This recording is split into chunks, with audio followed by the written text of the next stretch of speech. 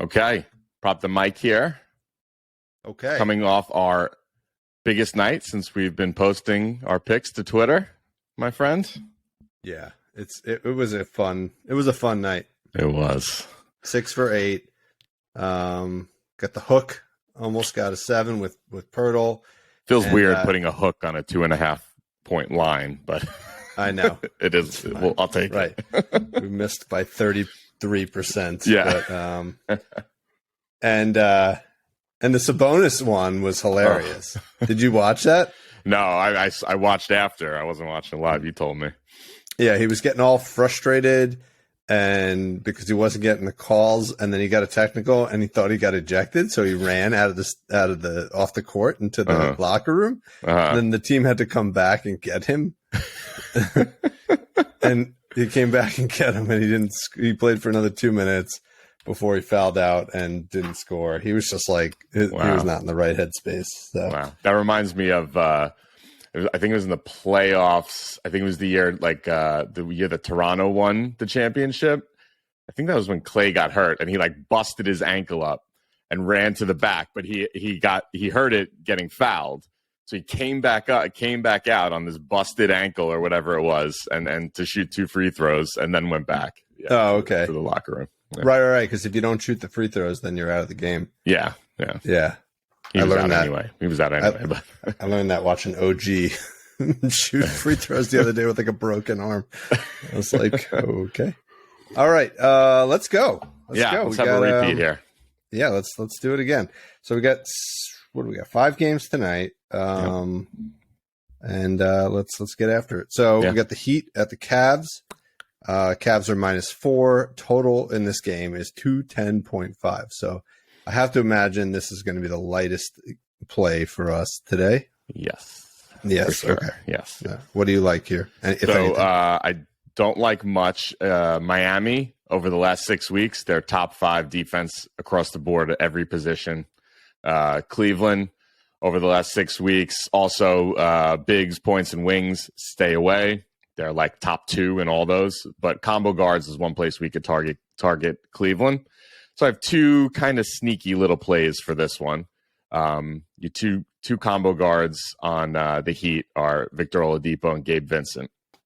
So the first one is Oladipo, 16.5 par, -109. He's done that in his last 8 of 10. And in one of those misses, he actually had 16, so he got hooked there. So almost 9 out of 10, and he's averaging 20.5 par over those last 10 games. Mm-hmm. And he's also done his last 8 of 10 on the road, averaging 22 par in those last 10 road games. Okay. So very nice here. He's been getting some more run these days, playing well. And then the other one is Gabe Vincent over 6.5 points, -110. He's done it in 9 of his last 10 games, averaging 13.5 points. He only needs 6.5. And his output in his last 4 road games, 8, 10, 16, and 10. I think I like that. Tommy sniffed a nice one out. I think I like that. I mean, I would like 6 better since he'll probably hit 2 threes. Yeah. But yeah, maybe I'll get a foul or something in there. But hopefully he just clears it by a bunch. That's nice. That's what I'm thinking. And this is the matchup to go to against Cleveland. So this is where I'm at. All right, very good. I had nothing on the Miami side. On the Cleveland side, I liked Garland, but I liked his assist line. Over 7.5 assists. I think he had 7 last time they played Miami, which I didn't love, but he's hit this line in 8 of his last 10 games. He seems to have kind of changed his role a bit over the last 10 games to kind of back to what he used to be, which is more of a playmaker. So, well, that's also because Mitchell's been out, right? Out or just off, right? Off, yeah. I think he's been back, right? But playing maybe reduced minutes or something. He's not. He's not scoring a lot. So anyway, I think he's a home run to get 8, 9, 10 assists tonight. But again, I'm not overly enthusiastic because there's only 210 points being scored in this game. So proceed with caution on this one, right? Yeah, 2 of the top defensive teams in the league. So Yeah, exactly. Proceed with caution. Yep. Proceed with caution. All right, so the next game is the Lakers at the Knicks. So big of a game that LeBron, faked a foot injury to sit out against the Nets. Just answering the question, which New York team owns New York? Yeah. It's very clear the Knicks do. So even especially not even like can he get up for that, but it's like his guy that they won the championship with. You'd think like he'd want to like go out and play against Kyrie, but whatever. No. This is all calculated. Yeah. So Knicks are -2, totals 232. So there's going to be a lot of points scored in this one. Mm-hmm. Fun fact: LeBron has not played a game in the Garden since, I think it was 2021. I left my notes on that. Wow. It's been years, like multiple years since he's played a game in the Garden. I think it was out for a good portion of last season. It must have coincided with their New York road trip, I guess, and then that puts him into the previous season. So yeah, actually, I think it might even be 2020. I think it might have been before COVID. I'm not sure, but it's been years since he's played in the Garden. So in that game, he only scored 20 points, but yeah, here we are. So I think this is probably only his second game as a Laker playing in the Garden. Interesting. So it'll be interesting. I like it. Matchup wise, anybody against the Lakers, pretty much. And then especially point guards. It's the number one point guard matchup on the board. You like Jalen Brunson tonight, don't you? I actually don't. Really? Okay. I'll tell you why. And then on the Knicks side, very good defensively. Forwards are the one position they're actually like top 5 forward target. But other than that, it's a stay away, especially big men have been, I think the Knicks are like the second best team against big men over the last 6 weeks. Okay. So who does that all mean? Against the Lakers, we could play anybody. I like this little line on RJ Barrett, 5.5 rebounds. It's -138. He's done in his last 7 of 10 at home. He's done it in his last 3 or 4 on 2 days rest at home. And his last 2 against the Lakers, he had 8 and 7 last season. So I like that. My next one, so I know I looked for Brunson because of the matchup. I just, for some reason, I couldn't get anything to jive for me. It's high. I mean, he's up to like 25 points or something. Yeah, like that. I think that's what it was. He's not hitting at a high rate because of these amplified lines. Right. He's been playing so well. So I'm going to go to another guy who's point guard for the Knicks, who's been getting some extra run these days, Emmanuel Quickly, 13.5 points, -118. He's done it in his last 7 of 10 overall, as well as his last 7 of 10 at home. And twice on 2 days rest at home this season, he's put up 23 points. So I think they've only played 4 or 5 games on 2 days rest at home, and in 2 of those, he put up 23.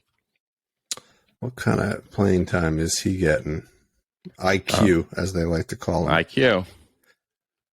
You look that up. I'll go over my one other Lakers pick here. Yeah, it looks like he's getting about 28 minutes a game. Yeah, he's been getting some. By far the highest that he's had, in his Knicks career, I would say. Yeah. Okay. So I like that. That's my only 2 on the Knicks side, and then I got one obvious one on the Lakers side. You don't like Randall, huh? This is a revenge narrative for Randall too, right? It is. I feel like it's a long time ago, and I don't know. I just nothing was really popping, as well as he actually has very subpar stats on 2 days rest in his over this season and last for some reason. I don't know why, but so what do you got for Julius? I think he's got a kid. That kid's keeping him up on his days off, probably. I say we know about that. I didn't have an official play, but I would just kind of advise. Look at his rebounds against the Lakers. I think the last 2 times he's played the Lakers, he had 16 rebounds. Oh, okay. So I think that might be a good spot for him tonight. Yeah. A little cautious because the last couple games, his rebounds have started to come down. I think his total was like 12 rebounds for today, but he seems to go after some rebounds against the Lakers. So not a bad play there. All right. Yep. And then LeBron James, 27.5 points, -130. I think it's a no-brainer. If you need any backing, I just pulled out this one. His last 5 games on 2 days rest, which I like to look at. I like to look at it in general, but a guy like LeBron, 38 years old, that extra rest is handy. His last 5 games on 2 days rest, he's averaging 36 points. Yeah. Yeah. I feel like he's going to shoot the ball like 300 times tonight. Yeah. So, the word on the street is that he is basically trying to set up to break the record against the Bucks, not this Thursday, but the following Thursday. Okay. Why the Bucks? Because that was the only other team that Kareem played for. Okay. So Kareem will be in the house. And the other thing that somebody pointed out, which I think is important, he's not going to want to go into that game with like needing to score 35 points, right? No. He's going to want to make sure he gets it. He's going to want to go into that game needing to score 10 points, and he basically knocks it out in the first half, and then everybody can celebrate, right? Like that would be really terrible if he gets 34 and then everybody goes home and has to do it again. So this is all that game's in LA. I don't know where that game is. I think it might be. LeBron rebounds and assists worth looking at as well. I'm cautious on it just because I think he's going to be primarily shooting. But we talked about it in his last game. It's actually 14 straight. It was 10. It was 10 straight on the view that we were looking at. But if you look even further back, it's 14 straight. Wow. And it's minus 105. And the game that we called it out on, he actually had 17. So he's clearing it by a good margin. The 2 games that he's played with AD so far, he's had 20 and 17. So it looks like he's actually getting better with the presence of AD, probably on the assist line. Yeah, he's got someone to pass the ball. So I could easily see him putting up a triple-double tonight too. That could happen. See that. I can see that for sure. All right. We got the Clippers at the Bulls. Bulls are getting 3 points at home. Totals 226. I assume Kawhi and George are both playing with that. Better be. With that spread. What do you like here? This is big men? No. No? So this is actually I like this matchup because you have one position on each side, which the team is bad at defending, and pretty much all the others, they're pretty good defensively. All right. So it doesn't give you a lot of options. Yeah. Yeah. So point guards against the Clippers is the only one that's had much success over the last 6 weeks. And against Chicago, it's wings. It's the number one wing matchup on the season, over the last 6 weeks, over the last month. Okay. So a couple other notes. Chicago has a nice advantage in steals and blocks, turnovers. The Clippers are not so great at holding onto the ball. So there's a nice matchup there for Chicago steals and blocks. Chicago mid-range offense is also some place to take a look at. It's one place that the Clippers have some trouble defending. And then on the opposite side, the Clippers three-point offense has a nice matchup because Chicago's pretty poor defensively from three. And then you also have a nice rebounding matchup. Chicago's 28th in the league in offensive rebounding. So let's go right from there. That leads me right into my first play. Kawhi Leonard over 6.5 rebounds. Minus 132. He's cleared it in 4 of 6 on 2 days rest this season, and he's ranked 80. He's in the 85th percentile in rebounding amongst forwards. Okay, so he's getting the job done. I like that. While we're on Kawhi, another one I liked, although it's super juicy at minus 180, is Kawhi over 1.5 threes. He's done in his last 8 of 10 games. In a nice matchup for shooting threes against Chicago. So maybe put those two together, make it a little bit nicer. And I couldn't. That's all I got on the Clippers side. I have a few on Chicago. Yeah, I don't have anybody on the Clippers side. So okay. You want to do your Chicago picks first? I'll just tell you who I was leaning. Okay. I didn't actually have an official pick, but I kind of like Kobe White in this game. Okay. Yeah, which lines up nicely with your point guard matchup. Yeah. Point guard, but he seems to be, doing some good stuff in terms of I think it was points, and then I think also his rebound line was decent. So I was curious to see if you had anything on Kobe White, but I don't. He's the one. I have plays on the other 2 point guards on the Bulls, okay. but not him. I think maybe probably when I was looking, there wasn't stuff out on him yet, but whatever. I do like it. I did have him in mind, given the matchup. Isn't that little? Didn't he go to UNC? Yeah, that's also why I passed on that. All right, so the point guards I went with. So Alex Caruso, his line's 5.5 points. It's -140. I just think there's not a ton of backup here. It's really just the prime matchup, and his last 3 home games, 12, 12, and 11. Okay. And he only needs 6. And then I like him. This one's nice. So I mentioned the steals, a good opportunity to get some steals. Alex Caruso over 1.5 steals plus 125. He gets a steal on 3.1% of Chicago's plays. That's in the 100th percentile amongst point guards. He's cleared this line in 6 of his last 7 games, 7 of his last 10 at home. And he's played 3 games this season at home on 2 days rest, and he had 4 steals in 2 of those 3 games. Mm-hmm. Yeah, that's his game. So, yep. So I like those 2. And then the other one was IO, over 1 steal. It's -125. He's cleared it in his last 5 of 6 home games and 3 straight games on 2 days rest.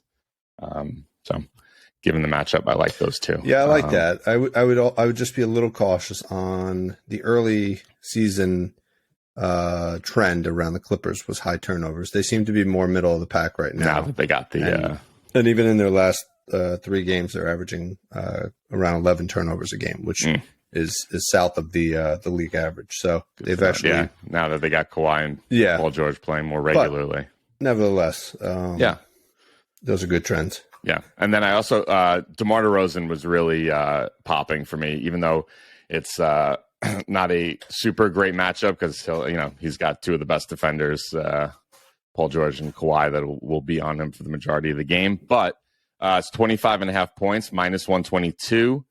He's done it in 7 of his last 8 games on 2 days rest this season, and that's 7 straight. So I think he's played 8 games on 2 days rest, and the last 7 he's cleared it. All 5 games on 2 days rest at home this season, he's cleared it in. And his last 2 games against the Clippers, this is last season, 50 and 35 points. Oh, man. Yeah. Although, Kawhi and Paul George weren't playing, but still the same team. And then I also like his rebounds were also nice. So it's 4.5 and it's -135. All 5 games at home on 2 days rest this season, he's cleared it in, and he's averaging 6.8 rebounds in those home games on 2 days rest, and he needs 5. In those 2 games against the Clippers last year, he had 5 and 7. And obviously, because the points and rebounds are both great, his PR line is also nice at -120. He's also done it in all 5 games on 2 days rest at home this season, averaging 36 PR. So DeMar, we like DeMar. Yeah, we like DeMar. Yeah. That's it. All right. Next game, we got the Hornets at the Bucks. Bucks are -11, so blowout potential in this one. 244.5, so huge total in this game. I hope we're on the same guy here. You hope we're on the same guy. All right. So matchup-wise, forwards against Charlotte is the number 1 forward matchup on the board. So that's Mr. Giannis Antetokounmpo. Bigs also good against Charlotte. And actually, I just wanted to call out point guards against Charlotte, one of the worst matchups. I think they've only allowed 1 impact game to a point guard over the last 6 weeks. Yeah, that makes sense. That's kind of where Charlotte's strength is, right? Yeah. The guard position. Yeah. And then Milwaukee, they've actually, over the last 6 weeks, forwards, combos, and bigs are places you can look. One place you want to stay away from Milwaukee is at the wing position. They've just been dominating. I think they're the best team in the league against wings. Okay. So one thing that this was kind of interesting. So Milwaukee's offense is 26th in the league in turnover percentage, And Milwaukee on defense is 29th in the league in turnover percentage. Hmm. Well, I'm a little surprised by that, no? You know? What? They're sloppy with the ball, but good at turning They just turn on both sides. I mean, they're sloppy with the ball, both sides. Yeah. So, on defense, it means like lack of producing turnovers. Oh, I see. I thought I was reading it the other way. No. Yeah. So on offense, they're 26th in giving the ball up, and they're almost dead last on defense in creating turnovers. Yeah. Got it. That makes sense. Yeah. So the offense doesn't surprise me. The defense, that one surprises me, given they got some good defensive players on the team. So yeah. The other one to look at here was 3-point attempts. Milwaukee's top 5 in 3-point attempts, and Charlotte's 22nd. So a nice matchup there if I'm going to target some Milwaukee threes. Over the last 2 weeks, Milwaukee's number 2 in the league in 3-point shots taken and number 3 in accuracy. So they've really been dominating from 3 over the last 2 weeks. So I have a feeling that it's not going to be Giannis, the forward, who has the big game, but Joe Ingles, the forward, who has a big game. Joe Ingles. I mean, they are comparable players. Very comparable. Yeah. They're both tier 1 players, I would say. Yeah, tier 1 forwards. Yeah. Joe Ingles over 1.5 threes. It's minus 120. He's played 7 games at home this season, and he's hit that in 5 of his 7 home games. And he's done it in 7 of 10 overall. Just a gut feeling here, given the matchup and the what do you call it? And the 3-point matchup there. So I like that also because he'll probably get extended playing time in this game as well. In a blowout, yeah. I like him. He's so underrated because totally, because he looks like he came out of a bar or something like that. Like he's a little like he's like a common man. He is not. He doesn't need the ball to be good. I mean, he's a creator. He's very good. Yeah. Good role player. I'm going to say that. He's a great role player. He's good. That's actually all I had on the Milwaukee side. All right, and then I don't have anybody on Milwaukee. Focusing entirely on the Hornets and entirely on one player. Entirely on one player. Okay. Mm-hmm. Mine is so random. I've never even played this guy before.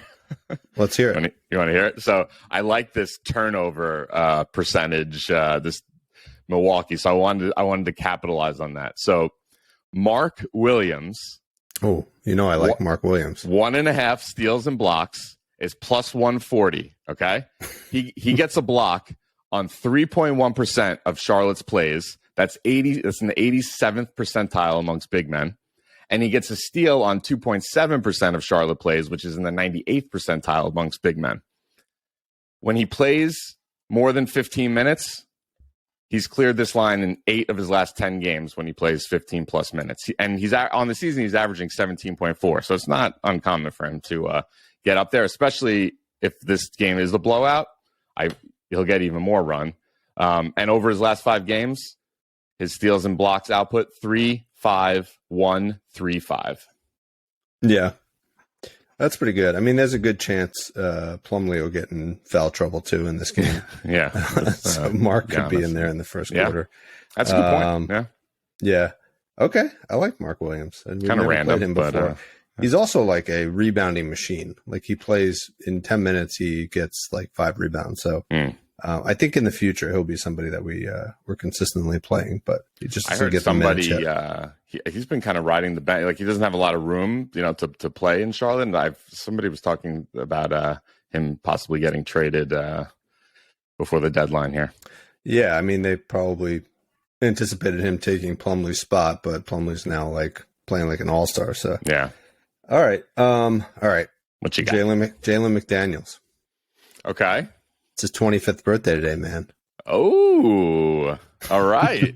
Here we go. I missed it. There's all sorts of angles you could take with Jalen. 8.5 points is minus 135. He's done that in 7 of his last 10. And against Milwaukee, in the 2 games he played against Milwaukee this year, think Giannis played in one of them. He had 21 in one and 11 in another. So points is a good value, even without the birthday factor. Throw the birthday factor on. He's looking at a 15-point game tonight. Rebounds and assists is also a really good value for him. 5.5 rebounds and assists is his line at -139. He's done that in 6 of 10, but in his last 4 games, he's gone 12-12, 8 and 8. So clearing it by huge margin. And again, in the 2 games against Milwaukee, he had 7 and 11. So wow, look at this guy. This guy is a good play even without the birthday factor. You throw that on top, and it's a slam dunk. So wow. Dude, he's got some. If you split him out on 1 day rest, he's covered his points. 1 day rest on the road. He's done it in, what is that, 4, 6, in 10 of his last 11 games. And that's what he's got tonight. 1 day rest. 1 day rest on the road. Yeah, on the road. All right, so I didn't even look at that angle. So that's even better. So, probably keep it simple with 9 points. Great find. I love it. Nice, right? Yeah. All right. Nice. Let's wrap it up with the Pelicans at the Nuggets. Nuggets are -6.5. Totals 230.5. What do you like here? All right. I like big men against the Pelicans is one of the best matchups we have, second only to Atlanta. So that is someplace we definitely want to look. You can also target point guards and wings against the Pelicans. And against the Nuggets, point guards, not as strong of a play as it had been a few weeks ago, but point guards and wings, the 2 places you can look. And they're actually like top 3 defense, bigs, combos, and forwards. So proceed with caution at those 2 spots.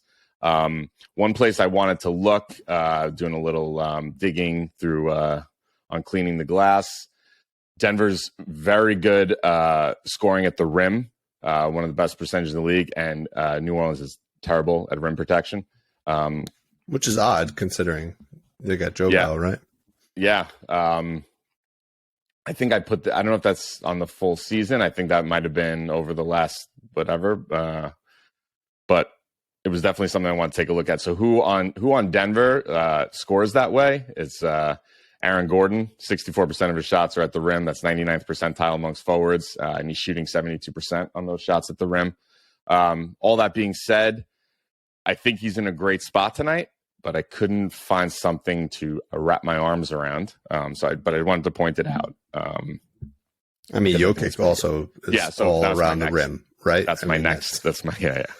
So that's my next stop right here. So you were just setting yourself up for like you were just laying down bunts before you hit the home run. All right, go ahead. So because big man against the Pelicans is a primo matchup, we got to go with Nikola Jokic, also at home. 10.5 rebounds, -135. He's done it in 6 straight games against the Pelicans, and he's done it in 12 of his last 15 home games. That was my play too, man. All right, we know one lock for the tweeter. I liked his points too, but it was 25.5, and he's gotten to 25. 25, yeah. Like a couple times. So I also did think about doing something like 9 rebounds, 25 points. If you wanted plus money on that. Yeah. But let's keep it simple. Just rebounds. So I like that one. I just going with Jokic here, 2 other options. His rebound and assist line, if the 135 was a little pricey, 21.5 rebounds and assists, -110. He's done that actually in more frequently in 13 of his last 15 home games.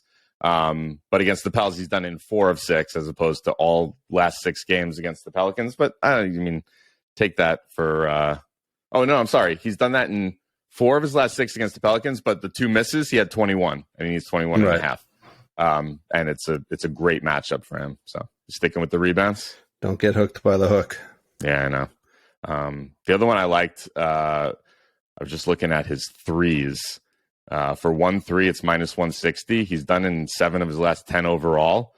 And his last 5 games against the Pelicans, 2, 1, 3, 3, 3. And the games that were 3 were all games in Denver. Yeah. So. Yeah, I noticed that too. I was thinking about that one. I think if you're going to play that, just play 3 threes and go for the plus 500 or whatever that'll be. That's the way to go for sure. You have anything else on Denver side?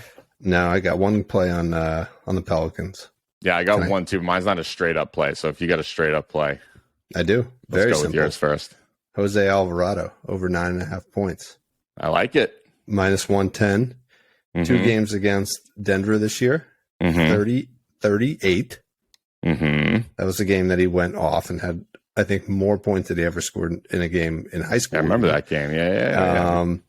And that was back in December. And then when they played earlier this month, which was like a week ago, he had 17. So, wow. He's only crossed 9.5 in 5 of 10. He's hit 9 in 2 of the games that he missed. So, but I think this is a team that will give up points to the guard, and I think he's going to get some good run in this game. Yeah, consistently playing about 28 minutes. I think he's getting, so that's enough time.